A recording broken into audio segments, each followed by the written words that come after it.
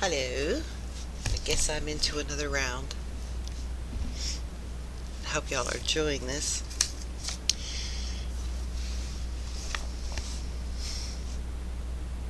Labels. Labels have a limiting function, both in the sense of drawing useful boundaries around categories to be defined, and in creating boundaries where perhaps none naturally would have existed. If a teacher is told that a child is a slow learner, he or she then treats that child as a slow learner, and the child is likely to become one, even if he was actually misjudged or incorrectly assessed in the first place. Labels limit expectations. The teacher, by assuming that the child is a slow learner, leads the child to absorb the given image of himself, and also to assume the image is a true one.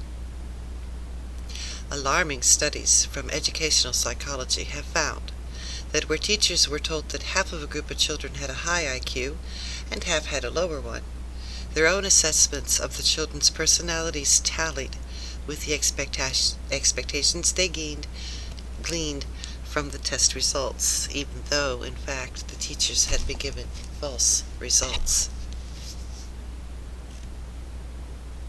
Unfortunately, it is only when such experiments are carried out that the invalidity of assumptions based on such expectations comes to light. In ordinary life situations, of course, the correctness of a label, such as slow learner, antisocial, psychopath, seem to be borne out and confirmed by the fact that the individual so labeled proceeds to behave in the manner that others expect of him. Diane, a psychologist, Diane. Well, that's some real unconscious. Diane McGinnis, a psychologist at Stanford University, believes that the fact that so high a proportion of children designated dyslexic are boys, not girls, 80%, is related to inaccurate assumptions about the desired nature of primary education. A study of 4-year-olds revealed that when left to choose their own activities, girls spent longer on any one project than boys, and more often chose activities such as painting and stringing beads. Boys, on the other hand, opted for constructing three-dimensional objects, were far more deft at such constructions than girls, and were generally much more noisy and disruptive than girls while at play. McGinnis explains the variations by the findings of the last... Damn it. It's time for the pencil.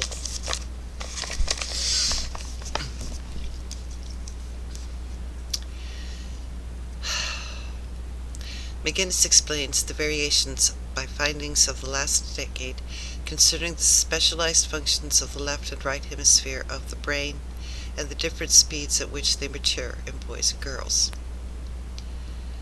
McGinnis explains the variations by findings of the last decade concerning specialized functions of the left and right hemispheres of the brain and the different speeds at which they mature in boys and girls. Boys develop their spatial skills first, and they learn best by watching, manipulating, and doing. Girls develop their verbal skills and fine motor skills first, making them better able to cope with learning to write and to draw and to listen. It is small wonder, says McGinnis, that boys are so often noisy and difficult in class when classroom activities concentrate on teaching children the kind of skills that only girls are equipped to handle at that age and in that kind of way, sitting quietly in rows. That is inappropriate for boys' needs. Boys are forced to learn in an atmosphere that is unproductive for them, the kinds of skills which they are not ready to learn yet. I read that wrong because I thought it was going to be a longer sentence. Boys are forced to learn in an environment that is unproductive for them, and they are forced to learn the kind of skills that they are not yet ready to learn. If they were left to develop their spatial skills first, they would learn verbal and fine motor skills in due course, when ready, without problem. But instead, because they don't respond to the classroom curriculum, they are likely to be labeled dyslexic early on. And if they are put in remedial classes to help them cope, thus confirming the diagnosis, they're well on their way to becoming dyslexic for real.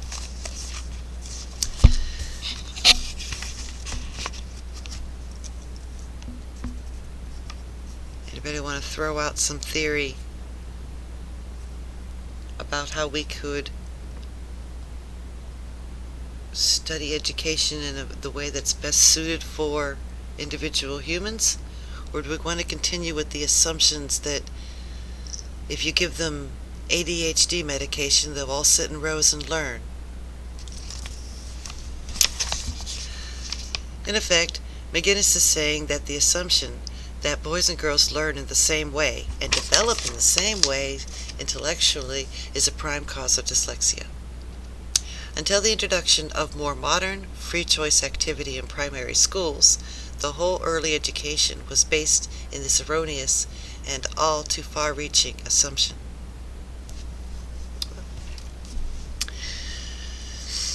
In 1980, English psychologist Ray Bull published a study that has been designed. Hold on.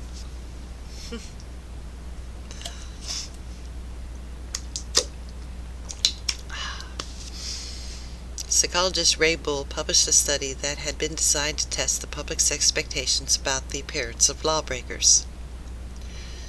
A group of 58 men and women, which included 10 policemen, were asked to evaluate 10 male faces as likely criminals. From photographs they were shown. The subjects had to say whether they thought the men shown were likely to have committed a mugging, a rape, robbery with violence, taking and driving away a car, illegal possession of drugs, gross indecency, or something other. In fact, none of the men were criminals of any kind. They had merely volunteered for the experiment. But one face was picked out 37 times as that of a likely mugger, and 2 faces were chosen 19 times as belonging to someone likely to have committed fraud or to have taken and driven away the car. One man was pinpointed 15 times as someone likely to have committed gross indecency, but no face was seen as specifically that of an arsonist, rapist, or burglar. Overall, the policeman's choices were similar to those of the public. Ray Bull suggested that unconscious assumptions about the kind of person who would commit a crime might influence both police and witnesses. Police less often suspect, catch, or convict lawbreakers who didn't fit the required image. And witnesses to a crime who didn't get a clear view might be influenced by the power of the criminal stereotypes when asked to an identification parade. This book was called, or from the book Observer, a study called Observer, May 4th, 1980. So, let's back up a second. And on this moment of suggested that unconscious assumptions about the kind of person who would commit a crime might influence both police and witnesses. Well, and the fact that there's stereotypes, and stereotypes are being reinforced all the time in entertainment. Would it be that the types of people and characters, the way we made them look on TV, continues this stereotype? I don't know. Wonder what commonality, since we are now all aware of the different kinds of psycho killers out there, and we've all seen their pictures now, whereas these people haven't. I mean, most likely, let's imagine in 1980, nobody watched a crime show about Ed Gein. Nobody watched a crime show about Jeffrey Dahmer, because Jeffrey Dahmer wasn't even yet. So, My question about this study nowadays, or a study we can do off of this, is to take the faces of the killers and see how they fit into the stereotype that we picked in the 80s. What would that tell us? Can I get $50,000 for this this very important research? It's a very important research grant that I need. I need 2 assistants. Oh, no, I don't have 12 years of college. It's just a real small question I have. Anybody want to do that for homework?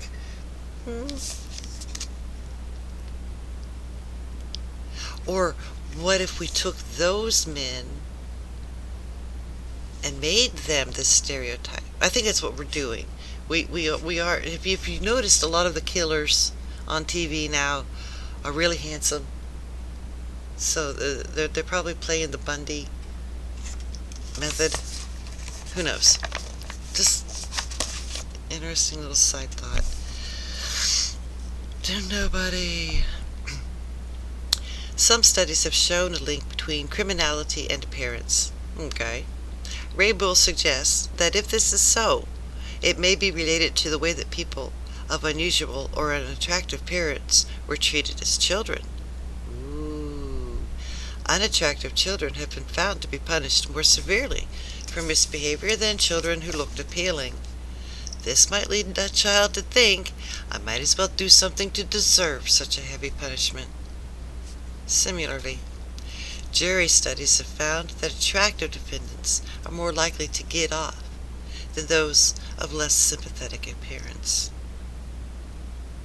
Examples such as these show how much of our behavior is based on assumptions which are not based on fact.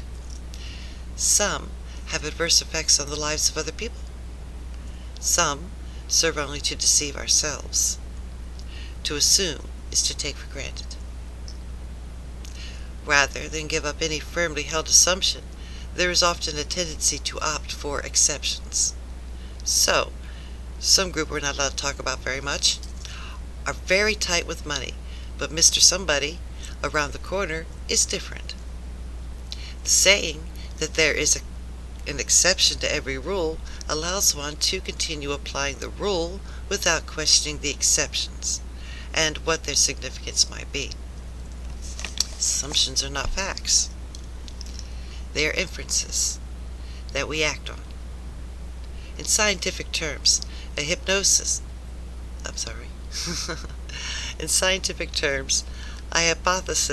is an assumption that something might be true, but it remains a hypothesis until it is proven. It is merely a basis for reasoning, a position to start from. In ordinary life, however, assumptions are considered proven on very unreliable data. 20 years of marriage to a selfish man and a couple of conversations with the neighboring wives may be sufficient to convince a particular woman that all men are congenitally inconsiderate and untrustworthy. Her assumption may be that the basis for her assumption may be the basis for indoctrinating her own daughter with the same belief. If beliefs and assumptions are not called into question or tested, they are unprotected against the upheaval that accompanies their disintegration if they do become subject to attack. Which means the first time you're ever presented the truth, it rocks your world gosh darn hard. It rocks your world so hard because now you are finding yourself in a position where you have to reevaluate everything you've ever known. Well, you gotta slow down. Okay, you just gotta slow down, because you can get lost in the reevaluation. But just calmly pull yourself back and ask yourself, what do you believe? More than that, since we all know we can't solve all the problems, you can get off the treadmill of trying to solve them. It's that thing. Some study somewhere somehow will have all the answers. No, Nothing has all the answers. Nature is not alone in abhorring a vacuum. It is therefore unsurprising if sometimes a whole new belief system or a new set of baseless assumptions is gratefully adopted in place of the old. Now we reached chapter 4. Well, I have notes in here from 2009. Ooh, I can't wait to find out what I'm talking about. Alright. Conditioning, which is the second point that they brought up in the first chapter. Okay. Their behavior, the POWs, was shaped by the use of rewards and other conditioning processes. They were led to believe that no one at home cared about what happened to them. They felt out of control and learned helplessness. The unpredictability of their captors' behavior confused their expectations and assumptions. Without a norm to which they could adapt, they felt even less in control. My notes on the first one, believing that nobody at home cared about them. Get them to know no reliance on other save the authority and or on their own self. So no reliance on self and no reliance on their own self or other. The unpredictability of their behavior. Be therefore in control of understanding the norm of chaos we already seem to be. We already seem to be.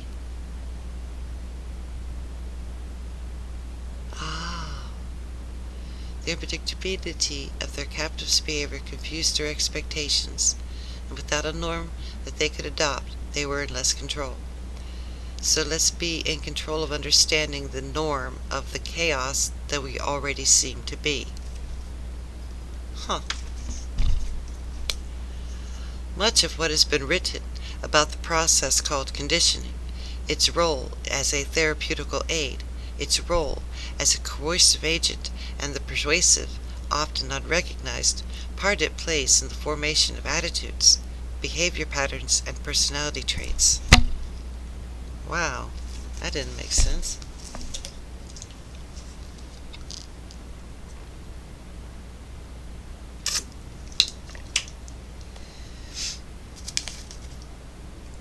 You know, I'm never as fresh on the second lecture of the day than I am on the first lecture. I'm a real professional. Oh, I tell you kids, I'm not a real professional. I'm just a little depressed again.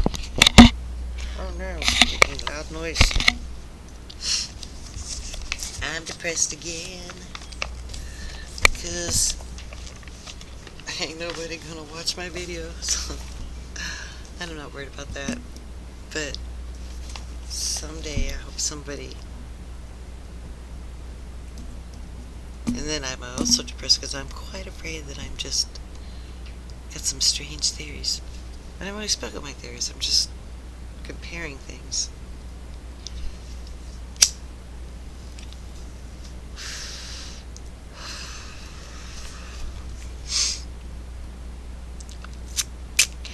Backtrack.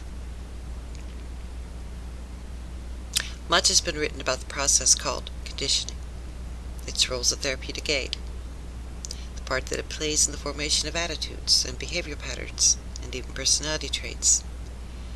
It can be defined quite simply as a learned association between two things which consequently affects one's actions. Blast of air hits you in the eyes, you blink. That is a reflex action, an automatic response which takes place without your thinking about it, or perhaps even being aware of it. Imagine this scenario, however. You are sitting in a doctor's surgery waiting room, right opposite the door to his room. Every time the door opens and he calls, "Next, please," a blast of air makes you blink. You have a long wait and a lot of blasts of air in the eye. When you finally leave the surgery, you go to wait for a bus. Being the first in the queue and are standing right in front of the doors as they open, a blast of air hits you in the eyes, and in your head you instantly hear the word, "Next, please." You have learned temporarily at least, to make an association between doors that open and blast you with air and the words "next please." That is conditioning. And what of its many levels? The procedure known as classical conditioning developed from the work on reflex actions which Ian Pavlov, the dirty bastard, the Russian psychologist, was carrying out in the early 1900s. He was not the first to note that reflex actions could be conditioned. In the middle of the 19th century, for instance, Claude Bernard noticed, while collecting gastric secretions from a horse for experimental purposes, that after he had been collecting the secretions for some while, he only had to enter the stable for the horse to start producing them. However, it was Pavlov who first paid the phenomenon more than passing interest, gave it a name, and proceeded to make it the subject of his investigations. I really don't like Pavlov. Any of you took psychology? How deep into Pavlov did you get? I just look at it as it shouldn't happen to a dog. They use dogs and now they use it on us. That's why dogs are man's best friend. Oh no, you crazy Professor Pretender is not acting right. His work was totally concerned with conditioning.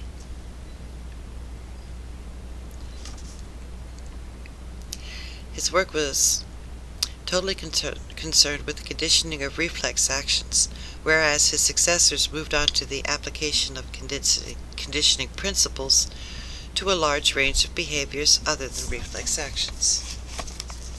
For that reason, the process which Pavlov called conditioning is usually now termed classical conditioning to distinguish it from what came later, operant conditioning.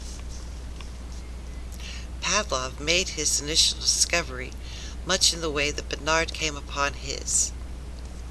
He was engaged in studying digestion, for which he won the Nobel Prize in 1904, and had devised a way of measuring the amounts of fluids secreted in dogs' stomachs and mouths. The juices were secreted when he gave the dogs food, which is what he expected, but what he didn't expect was what happened next.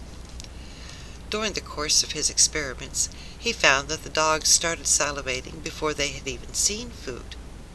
In fact, as soon as Pavlov entered the room, it was clear that they had come to associate him with food, and that association was sufficient to trigger a reflex reaction to food.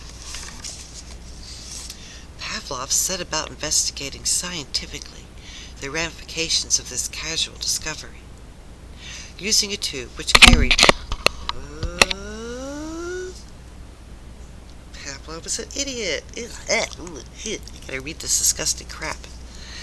Using a tube which carried saliva from the salivatory gland through the dog's mouth into a measurement receptacle, he first measured the secretions produced when the food powder was put in the dog's mouth. Then, you know what, the work that he could have done could have been just goddamn thought work. Just goddamn thought work. He didn't have to measure, oh, maybe if I do this, I can get more saliva. Or maybe if I did that, maybe only a trickle of saliva. What kind of study is that? How does... humans.